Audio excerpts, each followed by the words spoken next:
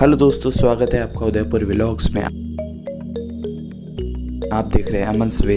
और last time मैंने आपको महाराणा प्रताप के जीवन से जुड़े सभी इम्पॉर्टेंट प्लेसेस के साइड व्यू कराया था, जिसमें मैंने आपको दिखाई थी चेतक समाधि और वो पुराना शिव मंदिर जहाँ पे महाराणा प्रताप स्वयं पूजा किया करते थे। उसके बाद मैंने आपको महाराणा प्रताप की गुफा दिखाई थी जिसमें वो खुद रुके थे, जहाँ पे मंदिर भी था।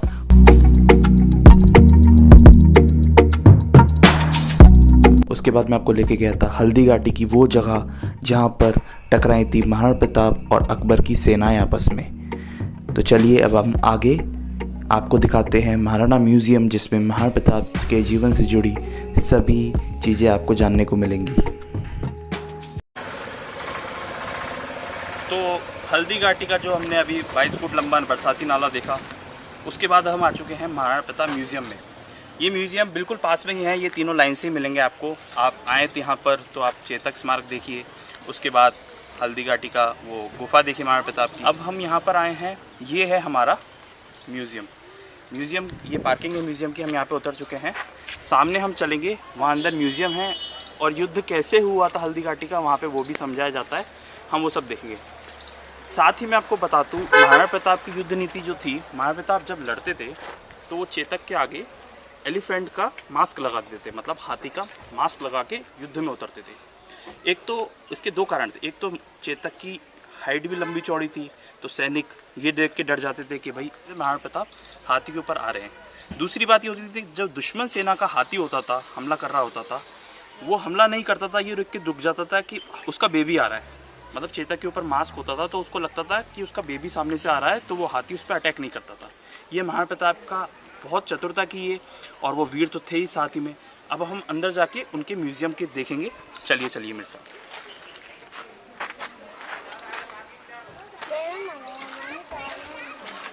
अब ये पार्किंग में से हम निकलते हैं, यहाँ पार्किंग है। यहाँ आपको खाने पीने की भी अलग अलग चीज़ें मिल जाएंगी साथ में। थोड़ा सा अगर आप यहाँ पे ठंडा वगैरह लेना चाहें, ये सामने हाथी और ऊँट, अगर आप घोड़े और ऊँट अगर आप इनके साथ फ़ोटो वगैरह खिंचवाना चाहें तो वो भी यहाँ पे आप खिंचवा सकते हैं। आसपास अलग अलग तरह के नाश्ता और juice, cold drink, water bottle, सब की व्यवस्था है। आप यहाँ पर आइए। अभी वैसे कोविड टाइम पे तो भीड़ थोड़ी सी कम है, वरना यहाँ पर भीड़ बहुत ज़्यादा रहती है। ये सामने एंट्रेंस है म्यूज़ियम का, और इसकी टिकट भी है। यहाँ पर आपको टिकट लेनी पड़ेगी अंदर जाने के लिए। यहाँ से हमने एंट्री ली थी, और ये देखिए बहुत ही सुंदर पेंटिंग। ये पेंटिंग डिस्क्रिप्ट करती है, ये बताती है कि जब चेतक घोड़ा 22 फुट लंबा नाला फलांगा था, उसके बाद उसकी डेथ हो गई थी, जिसको बहुत दुख हुआ था महाराणा प्रताप को, जिसका।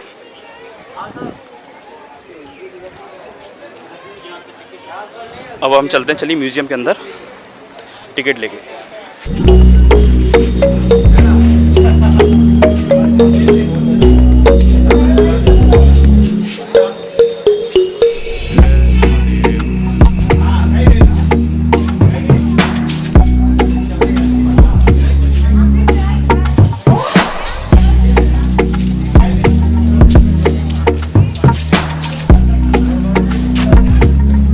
सबसे पहले आपको एकलिंग जी के दर्शन होंगे यहाँ पे। उसके बाद ये महाराणा प्रताप का स्टैच्यू। थोड़ा बहुत इसमें बाद में आर्टिफिशियल बनाया गया है, लेकिन देखने में बहुत ही सुंदर है।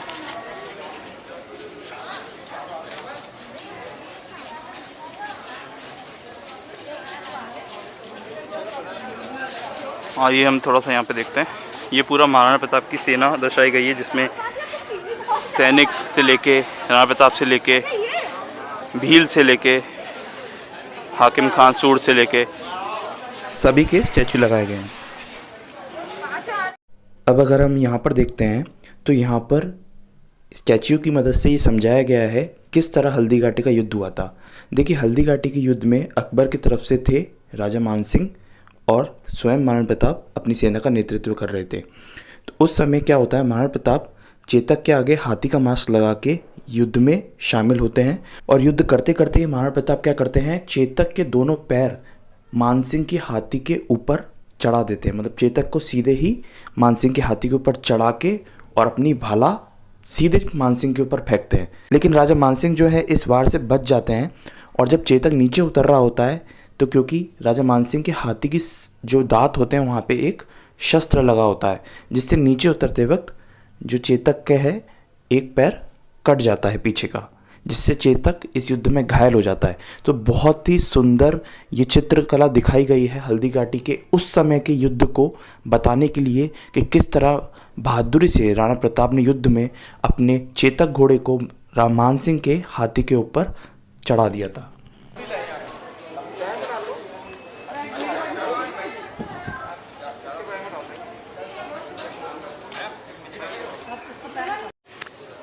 तो अब हम आ चुके हैं महाराणा म्यूजियम के अंदर। अंदर लाइट एंड साउंड शो होता है, तो चलिए देखते हैं वो हमें क्या समझाते हैं, कैसे युद्ध होता है।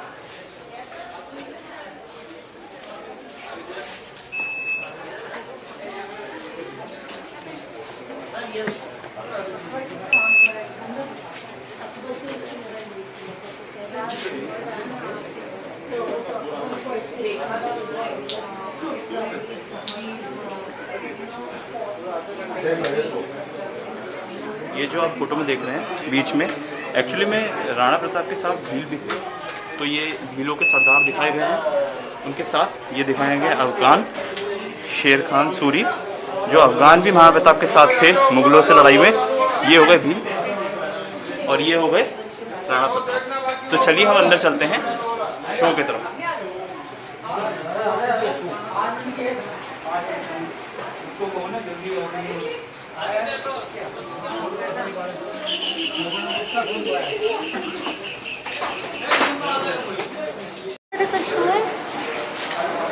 देखिए यहाँ पर जितनी भी प्राचीन चीज़ें उस समय युद्ध में इस्तेमाल हुई थी उनको दिखाया गया है।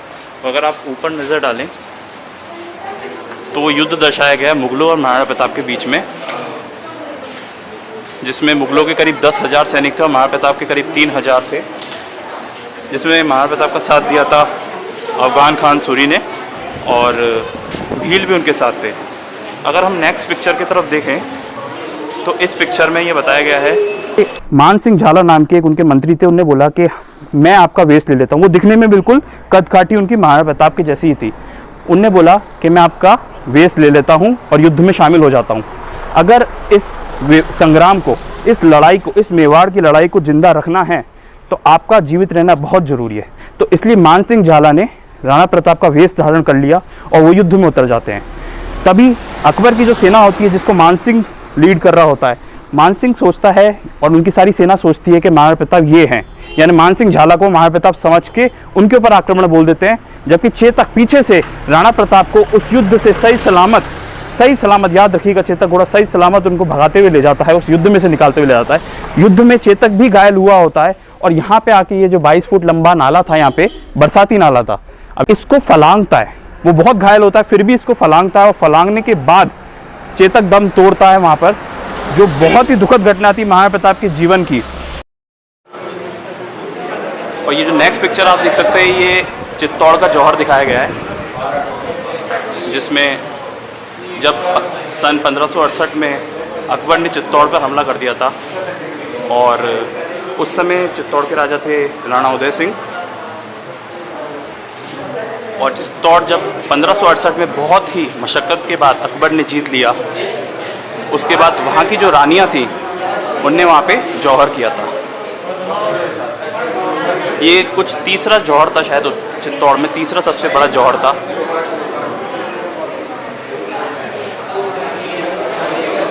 अब हम थोड़ा सा नीचे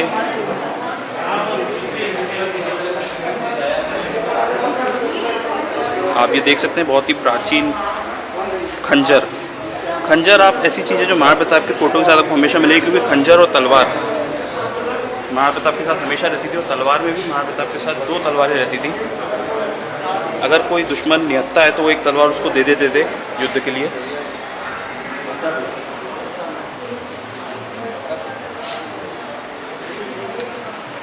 जैसे कि ऊपर देख सकते हैं, ये पूरा हल्दी घाटी का युद्ध क्षेत्र था। ये अंदर हमको समझाया जाएगा कि कैसे अंदर युद्ध हुआ था।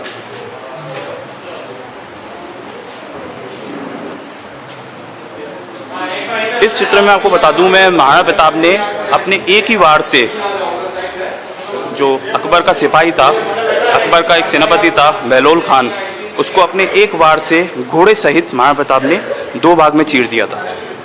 तो आप अंदाज़ा लगा सकते हैं महाराणा प्रताप की ताकत का। चलिए तो अब हम देखते हैं राणा प्रताप के जीवन से जुड़ी एक एनिमेशन मूवी जो यहाँ पे ही दिखाई जाती है। एक छोटा सा यहाँ पर थिएटर भी बना रखा है।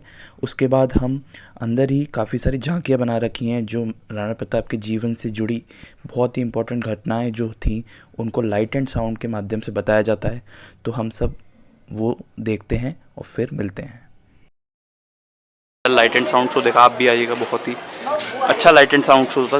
पूरा हल्दी घाटी का युद्ध से लेके राणा प्रताप का जन्म कैसे हुआ वो भी बताया था। उसके बाद में आप लोगों का और हमारा साथ यही तक सीमित रहेगा।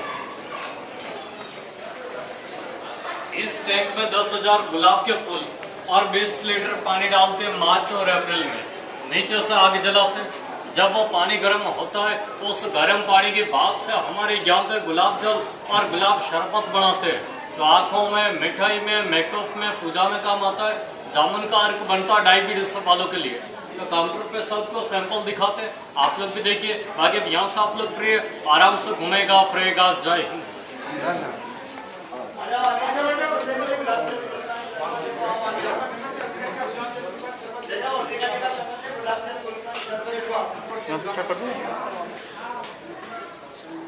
तो जैसा कि आप यहाँ देख सकते हैं, यहाँ पर ये जो आपको 2 घड़े दिख रहे हैं, इनकी मदद से ये नीचे भट्टी दे रखी है, इनको जलाकर ये यहाँ पे पानी और गुलाब का इस्तेमाल करके नेचुरल गुलाब जल बनाते हैं, जो कि मेकअप, मिठाइयाँ सब में यूज़ होता है।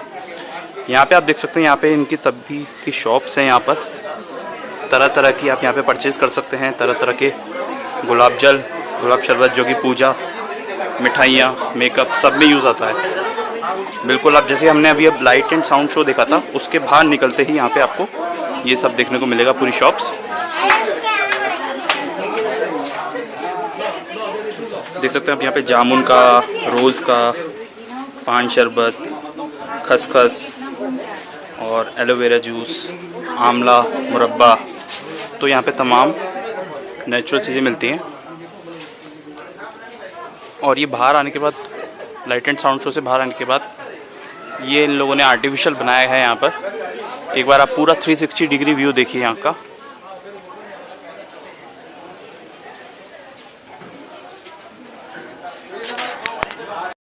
साथ ही पर सामने यहाँ पर एक छोटा सा शोरूम है जिसमें देखिए कितनी सुंदर सुंदर जूतियाँ पहनने में, राजस्थानी जूतियाँ हैं और कुर्ते, अलग अलग वैरायटी के सलवार सूट, बैग, राजस्थान कढ़ाई का जो आर्ट है आपको देखने को मिलेगा।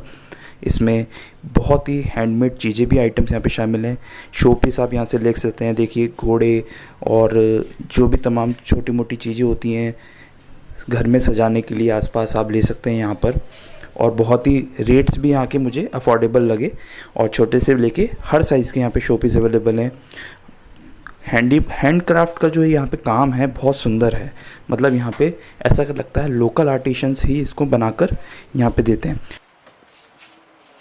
अब आगे आप देखिए, यहाँ पर इनने ये आर्टिफिशियल छोटा सा लेक बना रखा है बोटिंग के लिए, फ़ोटोज़ के लिए। आप बोटिंग भी कर सकते हैं, फ़ोटोज़ भी खिंचवा सकते हैं अच्छी। एक राउंड मारते हैं, चलिए आगे तक देखते हैं पूरा आर्टिफिशियल। साथ ही साथ यहाँ पे आपको अच्छी ड्रेसेस मिल जाएंगी ख़रीदने के लिए, राजस्थानी ट्रेडिशनल ड्रेसेस जो भी होती हैं। नेक्स्ट आप ये देखिए, यहाँ पे आप बोटिंग कर सकते हैं आराम से, फ़ोटोज़ बहुत अच्छी आएंगी यहाँ पे।